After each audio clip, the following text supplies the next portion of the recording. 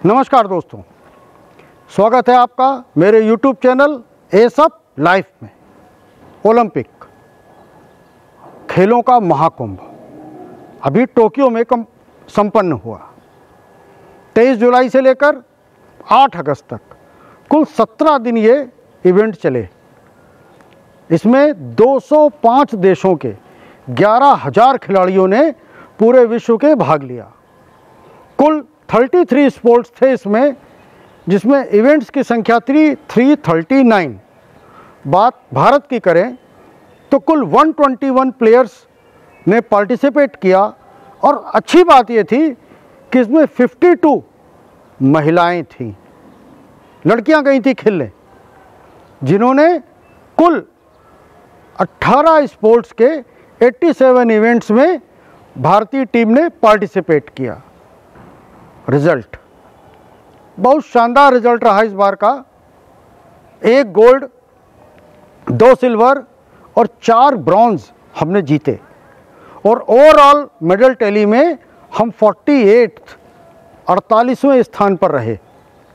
कौन भूल सकता है नीरज चोपड़ा का वो 87.58 मीटर का javelin throw. Mirabai Chanu medal दिलाने की शुरुआत कराई अपने सिल्वर मेडल से। लवलीना बोरगोहन का ब्रॉन्ज। कुश्ती में रवि दहिया ने 57 किलो की कैटेगरी में सिल्वर जीता। वहीं बजरंग पुनिया ने 65 फ्री स्टाइल में पदक हासिल किया। पीवी सिंधु, जिन्होंने 2016 ओलंपिक में सिल्वर लिया था, इस बार ब्रॉन्ज लेकर आई।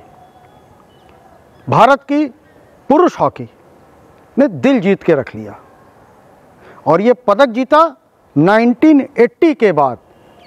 1980 में जब मॉस्को ओलंपिक हुए थे, अधिकांश देशों ने उस समय बहिष्कार कर दिया था। उस समय भारत को गोल्ड मिला था और उस टीम के कैप्टन थे वासुदेवन भास्कर।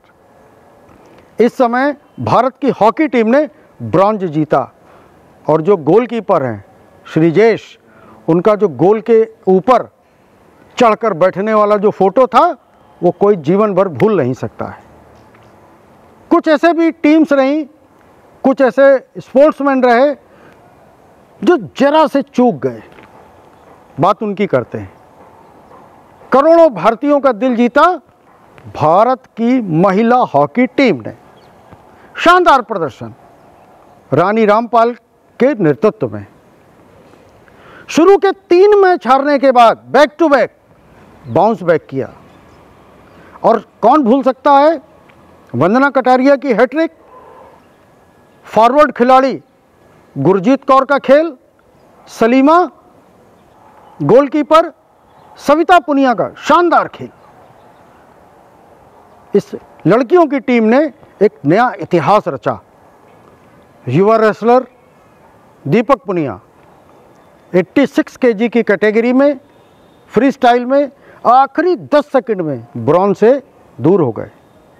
आखिरी 10 सेकंड में वो मैच हार गए। एक नया खेल जिसके बारे में शायद अधिकांश लोगों को पता भी नहीं था, फेंसिंग, तलवारबाजी। 27 साल की भवानी देवी ने पहला मैच जीता और वो जीता ट्यूनीशिया की नादिया बेग से। उसको 15-3 से हराया। एक नई इबारत लिखी भवानी देवी ने, नए खेल से लोगों को परिचित कराया। अदिति अशोक 23 साल की भारतीय गोल्फर 4th पोजीशन पर रही। हिस्ट्री बनाई इसने। 2016 में इनकी रैंकिंग थी 41st, 41वें स्थान पे थी। और गोल्फ के बारे में जो एक माहौल है कि एक एलीट ग्रुप का, एक रिटायर्ड लोगों का खेल है, उससे इसको जन जन तक पहुंचाने का काम किया।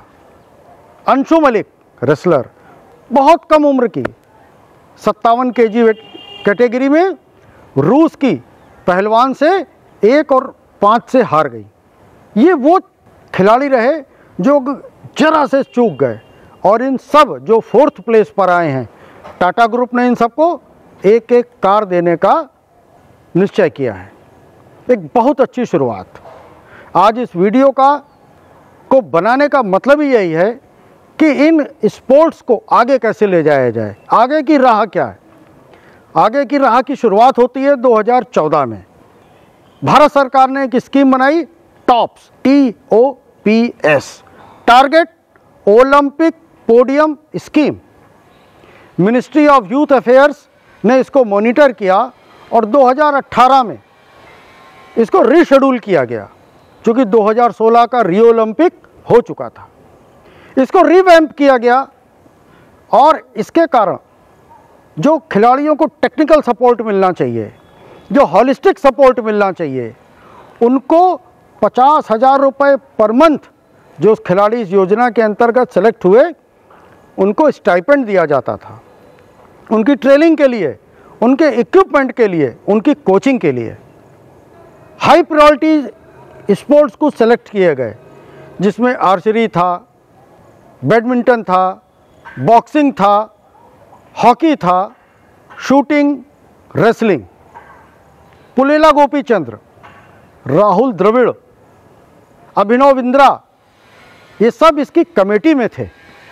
इस पूरी टीम को कोऑर्डिनेट किया SAI, sports authority of India और ministry of youth affairs and sports ने। ये स्कीम केवल ओलंपिक के लिए ही नहीं थी, पैरा ओलंपिक के लिए भी थी और इसका असर हमको पैरा ओलंपिक जो भी हाल में ख़त्म हुए उसमें भी दिखाई दिया। कुल 19 मेडल हमने जीते, जबकि पिछले साल केवल 19 खिलाड़ी भाग लेने गए थे 2016 में। और इन 19 मेडल्स में 5 गोल्ड, 8 सिल्वर और 6 ब्रॉन्ज मेडल हमने लाए। इसके पहले आज तक कुल पैरा ओलंपिक में 12 मेडल हमने जीते थे। Avani Lekhara 2 medal, 1 gold, 1 bronze shooting में। बैडमिंटन में कृष्णा रागर भगत मेडल लाए। जेवलिन में एक बार फिर भारत का झंडा ऊंचा रहा, सुमित अंतिल ने मेडल जीता।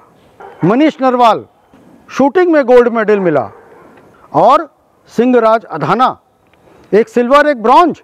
इस साल पैरा ओलंपिक में कुल 54 स्पोर्ट्समैन गए थे भाग लेने और जिन्होंने 9 स्पोर्टिंग इवेंट्स में भाग लिया था। हमको मालूम है अगला ओलंपिक केवल 3 साल बाद है, 2024 में पेरिस में। समय केवल 3 साल का बचा है हमारे पास। हम जब मेडल टैली देखते हैं तो पाते हैं कि चाइना सबसे ऊपर रहता है। क्यों? चाइना का एक मॉडल है, वहाँ पर 150 एलीट स्पोर्ट्स कैंपस हैं, 3000 से ज़्यादा स्पोर्ट्स स्कूल हैं, 4 लाख से ज़्यादा एथलीट हैं जो रेगुलर बेसिस पे प्रैक्टिस करते हैं। वहाँ 8 से 13 साल के बच्चों को ही स्पोर्ट्स के लिए पिकअप कर लिया जाता है, उनका मेडिकल कराया जाता है, उनका एक्सरे होता है, उनकी बोन डेंसिटी का चेक होता है, हाइट चेक होती है, आर्म लेंथ चेक होती है, उनकी फ्लेक्सिबिलिटी चेक होती है, उनकी बैलेंसिंग चेक होती है और उसके अनुरूप वो स्पोर्ट्स एलोकेट करते हैं उनको। जिसकी फ्लेक्सिबिलिटी बहुत अच्छी है उसको जिम्नास्टिक की ट्रेनिंग दी जाती है, जिसके लंबे हाथ हैं उसको स्विमिंग और जेवलिन थ्रो की ट्रेनिंग देते हैं, जिसके रिफ्लेक्सेस बहुत ज़्यादा हैं उसको टीटी सिखाया जाता है। छोटे हाथ वाले लोगों को वेट लिफ्टिंग और ऐसे लोग जिनकी स्टेग्नेट वेन होती है उनको आर्चरी और शूटिंग की ट्रेनिंग दी जाती है। सब कुछ साइंटिफिक है वहाँ पर। उस मॉडल से हमको सीखने की ज़रूरत है। शायद यही कारण रहा कि इस बार जो चाइना के स्पोर्ट्स पर्सन वहाँ गए उनकी संख्या थी 639। अपने देश में हरियाणा स्पोर्ट्स में सबसे आगे है। क्या कारण है? वहाँ भी खेल नर्सरीज़ हैं और ट्रेनिंग के साथ प्रोत्साहन है। स्कूल कॉलेज के लेवल पर जो बच्चा नेशनल मेडल ले आता है 6 लाख कैश का इंसेंटिव उसको दिया जाता है। वहाँ का खेल बजट लगभग 400 करोड़ रुपए का है। इंटरनेशनल मेडल प्लेयर को, उसके जो कोच हैं, उसको भी 20 लाख का इंसेंटिव दिया जाता है और कोचेस को भी विदेशी ट्रेनिंग के लिए भेजा जाता है। जो ओलंपिक पदक विजेता हैं, वहाँ की जो डिक्लेयर्ड पॉलिसी है, उनको 6 करोड़ रुपए का इंसेंटिव है, सिल्वर को 4 करोड़ और जो ब्रॉन्ज मेडल लाते हैं उनको 2.5 करोड़। इन सारे प्लेयर्स को तैयारी के लिए 15 लाख रुपए का कैश सैंक्शन किया जाता है, जिससे वो अपनी तैयारी कर सकें। कुल 2.5 करोड़ की आबादी है हरियाणा की, लेकिन SAI के जो सेंटर्स हैं उनकी संख्या है 22। यूपी, उत्तर प्रदेश, जनसंख्या 23 करोड़ और SAI के सेंटर केवल 20। आप अंतर देख सकते हैं। शायद यही कारण रहा कि पिछले 21 सालों में जो 20 मेडल आए इंडिविजुअल, उसमें 11 मेडल हरियाणा के हैं। इस साल जो 6 इंडिविजुअल इवेंट के मेडल आए, उसमें से आधे हरियाणा के हैं। अगर खेलों को हमको प्रोत्साहित करना है तो इन खेलों को गांवों तक ले जाना पड़ेगा, क्योंकि जितने भी खिलाड़ी ये जीते हैं, ये किसी बड़े शहर के नहीं हैं। ये केवल और केवल गांव और कस्बे और देहातों से आए हैं। संघर्ष किया इन्होंने। हमें डिस्ट्रिक्ट स्तर पर यूथ के, जूनियर के, सीनियर की एकेडमीज खोलनी होंगी। रीजनल लेवल पर, डिस्ट्रिक्ट लेवल पर, स्टेट लेवल पर इनके टूर्नामेंट्स कराने होंगे, ताकि इनका एक्सपोजर हो। एक नई पहल की शुरुआत हुई है। इस ओलंपिक के बाद राज्यों ने भी खेलों पर ध्यान देना शुरू किया है।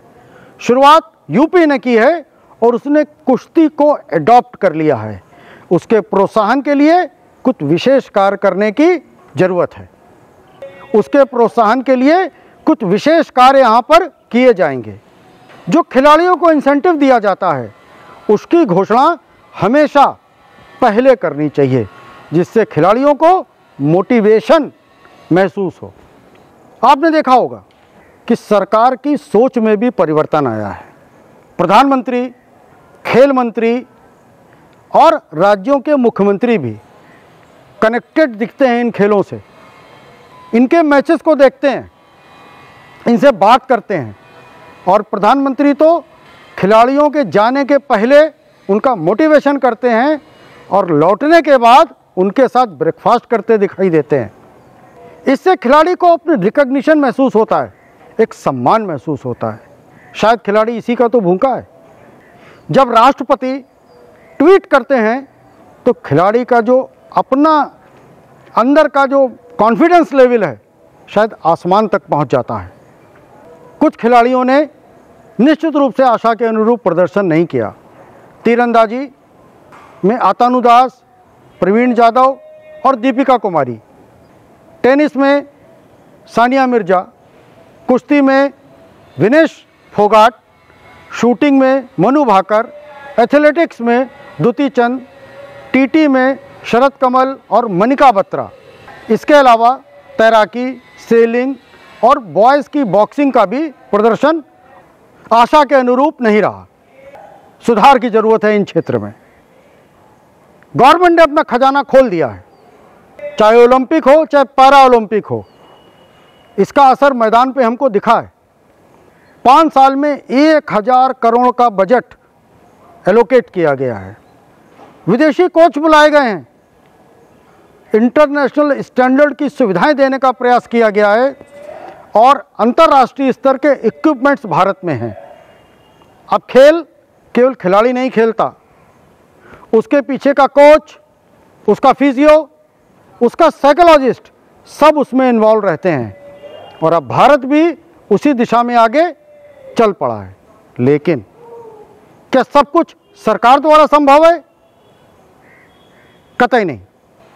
हमें सोचना होगा कि क्या स्कूल कॉलेजों में फिजिकल एजुकेशन का एक पीरियड जो पढ़ता है, जिसको प्रायः मैथ्स, फिजिक्स और केमिस्ट्री के टीचर ले लेते हैं, उसके बाद भी हम क्या ओलंपिक में मेडल की उम्मीद कर सकते हैं?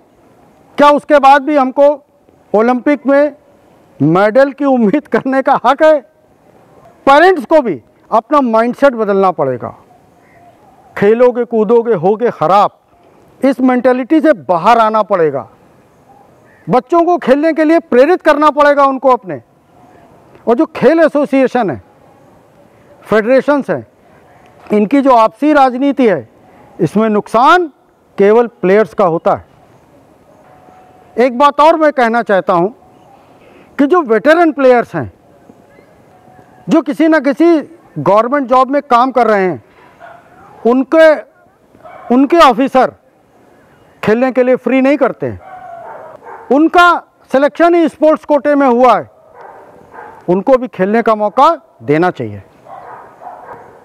एक गर्व की बात है कि भारत को इस समय स्पोर्ट्स मिनिस्टर एक स्पोर्ट्समैन मिला हुआ है, अनुराग ठाकुर, जो खुद एक बहुत बेहतरीन स्पोर्ट्समैन है।